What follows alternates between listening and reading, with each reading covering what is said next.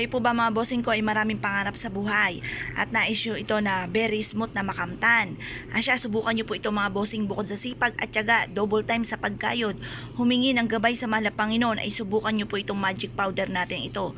Ano po ba itong magic powder natin ito mga bossing? Syempre, ito po mga bossing ko ay ang ating luya. Ito po ay mainam na subukan nyo po itong gawin.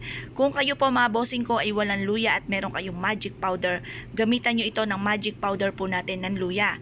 Proven po ito na maswerte. Ganito po inyo pong gagawin mga bossing.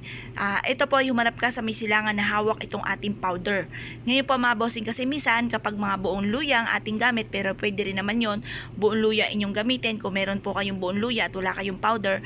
Kasi minsan na parang mas nagiging bulky yung ating pong wallet or kaya yung ating pong bag. Pero mas magaan nating dalhin ito pong ating powder po na luya. Pero ano man, swerte po yan mga bossing. Proven po yan na maswerte. Ang gawin nyo lamang po, humarap kayo sa may silangan na 6:37 hanggang alas 8 ng umaga. Mag-wish ng taimtim na mula sa inyo pong puso mga bossing. Basta maglalaan kayo ng mga ilang oras or ilang minuto upang sa ganoon maibilad nyo po ito mga bossing.